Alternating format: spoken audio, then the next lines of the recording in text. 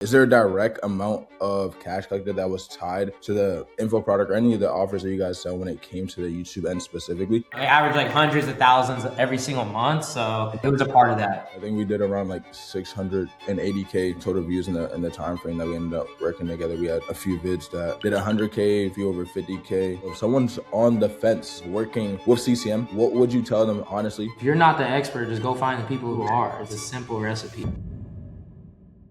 Yo, got my boy AC on today. Appreciate you for joining me today, bro, to share your experience working on content cash media. Can you just describe, who you are, your business, and what you do, bro? Yeah, my name is AC Hampton. I own a e-commerce consulting and software firm, and we teach specifically about drop shipping from what a lot of people see from the front end of everything. But the main thing is just being able to help people start, build, and run profitable e-commerce businesses. Yes, sir. Yes, sir. And I feel like that was a humble introduction, but I know you run a lot of businesses, but we'll get into that later. I feel like we can talk about, obviously we were running the YouTube channels when it came to Supreme Ecom, and then obviously your main channel as well. Can you kind of share in terms of before and after aspect of working with us when it came to revenue growth? And then we could talk about the vanity metrics, like the views and subscribers like that. Yeah, I mean, we were able definitely to grow. We started working I think in March, and then kept working throughout June. And really that was like a 3-month gap where we were kind of transferring a lot of different people throughout our team. And you guys stepped in and helped us keep the ball rolling. And, we were able to definitely grow the overall channel. I think we were at like 450 to 500,000 views in a month. We were at like one of our lowest months with all the transitions that were happening. And then we were able to finish off strong around like 800,000 in views. So it definitely has some good growth behind it. No, yeah, I appreciate that, bro. Yeah, I think we did around like 680K total views in the time frame that we ended up working together. We had a few vids that did 100K, a few over 50K. Is there a direct amount of cash collected that was tied to the info product or any of the offers that you guys sell when it came to the YouTube end specifically? Yeah, I mean, we track all of that. I mean, yeah, we average like hundreds of thousands every single month, so it was a part of that. But I appreciate that. Yeah, you don't have to go too deep into the details. Before, like you said, it was a lower point within the business when it came to the YouTube end, obviously with the stats, just like drop shipping, a key term that I want you to talk about challenge that you were having before on the YouTube team side, especially having an in-house team prior. And then just coming into working with an agency, what frustrations were you having prior? And then how was the process like as we came in and integrated what we do? Yeah, so like our YouTube strategist ended up transitioning out of the business. We ended up getting rid of a couple of video editors that were in-house, a graphic designer that was in-house, and we just started going more like remote contract labor as well as like adding you guys to an agency. And some of the struggles were just like being stuck in some of the old ways, and the old videos and the old things that are working during 2020. I mean, we've been dropping YouTube videos since 2020, so just getting stuck in some of the old ways, that was like one of the biggest problems. And one of the things you guys helped out with was like coming up with new strategies and just more like relevant stuff to what's currently working in the market. 100%. And I know that you still even have your in-house team now, so it's not like you completely terminated that. So how do you think, like with us coming on board, how has the process now changed, like with your in-house team as well, and how are you guys working with the sauce that we gave you? Yeah, I mean, now the main thing is just understanding what to look for and why, so like just what is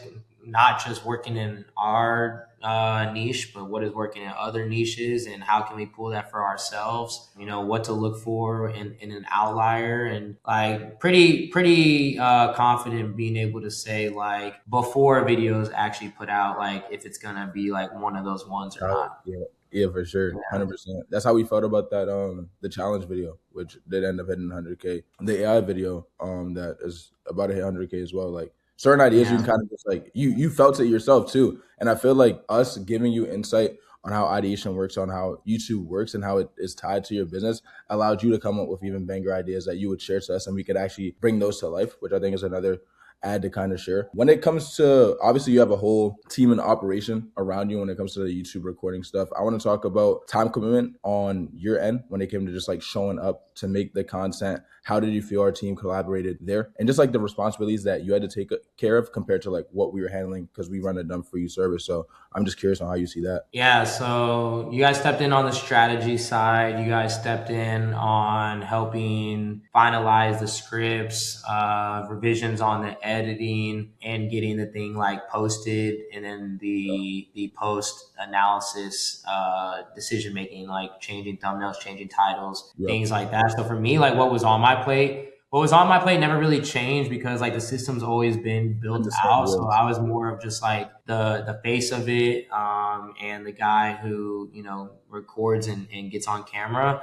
Yeah. But you guys work more with my team than directly with myself. So you were working with like my marketing team, with my script writer, the video editors, our brand content manager, even like the people who were helping out with like the assets that were coming with the videos. So you guys help really manage those across the board. Yeah. And would you say that we saved time on their hands as well, made things more seamless compared to when we were on board? Yeah, you guys definitely did. I mean, you took on that, responsibility of doing it for you. I think you guys definitely took a lot off, especially when we were in a situation where we didn't have anybody to do it.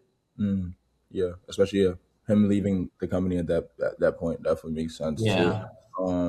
And a lot of people, hate on agencies. Agencies get a stigma. So I'm curious, like describing your experience working with our agency, where do you think you personally got the most value? And how just overall, like just describe it, say the real around like how you feel about working with the agency, because people hate on agencies because they don't understand business majority of the time. At the end of the day, like agencies are there to kind of solve the problem of whatever it is. If it's time, if it's like, not knowing the systems, not knowing the processes. Like for us, it wasn't really necessarily about like you guys helping us like enhance our processes and systems too much, but more about enhancing like what it takes to get results in that market at that time, because we have the systems, we have the bodies, we have the people. We just didn't know like currently what was hidden and what wasn't. We were stuck in our old ways. So I think it kind of helped, break that. Got you. Now that makes total sense too. And I feel like the channel is definitely in a better direction in terms of like before we started now. So how do you kind of see with the strategy implementation, everything that we were handling, how do you kind of see the next 6 to 12 months on YouTube, and then how does that tie to your business growth? And just overall, you can talk about how you see the vision. For the business growth, YouTube drives probably like 70, like maybe 60% of our success and our revenue. So in the next 6 to 12 months, it's just ramping that up, creating better high quality videos, being more on trend with what's currently working in the market, studying other markets and making them relevant to ourselves. Next 6 to 12 months is just to continue to keep leading the space. Like I'm already leading the space, but like I really, really, really want to lead the space where there's like a bigger gap, between 100%. Us and everybody else. I think we also talked about that when we came on board, just like figuring out how we want to trailblaze and not be a copycat. Any other brand, e-com guy that was like truly out there. And especially with us uploading 2 to 3 uploads a week, which is like, higher quantity than probably the entire space. So I want to talk about what surprised you about the service, and did you have any misconceptions starting? Because obviously like we had a few vids that we were like super confident that ended up performing like extremely well. So I'm curious, like what surprised you, and were there any misconceptions prior? I think maybe what surprised me was just I have to keep doing the same thing, even if it's worked in the past. It's like not getting stuck into, it's kind of similar shit that I always say to my students. It's like, just don't fall in love with like one idea and stick with it if that idea is still not like relevant. So for us, that was like the biggest takeaway for sure. Yeah, I felt like there was definitely a lot of mindset shifts that we had to like apply to you, and then also like the team. But I think it was for the better, just like getting you to open up. And like now, like I said, like probably you have your own approach. Like when you see content ideas that you like, you're like, okay, I know how to go and turn this into a banger. Prior, when in the past it was just like you were just making stuff that worked in 2020 or 2022 that was working when we just came in and really bought a different approach. Yeah, I definitely agree. And then I guess one of my last questions for real, if someone's on the fence with working with CCM, what would you tell them honestly? How do you feel, about our company and how we run it, bro? Yeah, I mean, like the biggest thing is, I mean, is like if you're not the expert, just go find the people who are. It's really a simple, like it's a simple recipe. It's Yeah. if you have goals or aspirations or want to grow yourself, and let's say YouTube is like what one of those traffic sources are going to be. I mean, you could sit there and watch 1,000 YouTube videos, or you could sit there and try to drop 1,000 YouTube videos, or just learn from people who are doing this on a day-to-day basis. It's common understanding. It's like invest in yourself, you get further, or spend the time and you'll still get further, but it's going to take a lot more time. For me, I didn't have the time, I had the money, I wanted to spend the money so I could get faster to where I was trying to get to. So yeah, you got to pay to play. I appreciate that, bro. And I feel like that's a bottleneck for a lot of guys that already are making like 5, 6 figures off of their YouTube acquisition channel. Like you said, like we made multiple 6 figures within the months, of us just like working within those months. Like we had great content that performed. So yeah, it's just like you can't cap yourself out just because you think you're doing solid. And I think just you being open to learn, a lot of other people can tap into that. Like Oh yeah.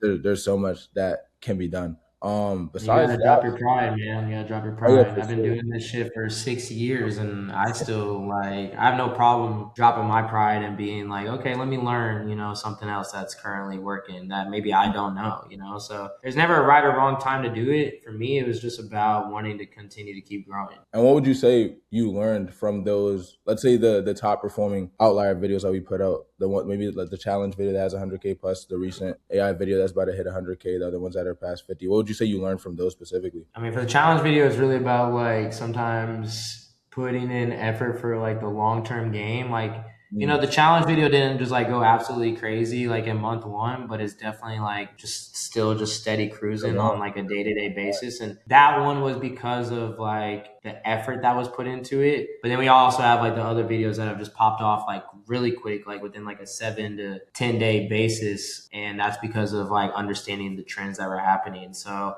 I think just understanding the purpose of the video and what you're looking to get out of it, and if it's a short term game or a long term game. So that's kind of the biggest takeaway. sounds good. Any final thoughts you'd like to give to anybody watching? Besides that, I appreciate you hopping on for sure, bro. Of course, man. I appreciate the invite. Run that boy Nate up. 100%. And I'll drop AC socials down below. Like I said, he's building a lot of companies, so y'all can connect in some way one another. But for sure, I appreciate you, bro, and excited to see you keep killing it. Besides that, Appreciate it, brother. peace, y'all.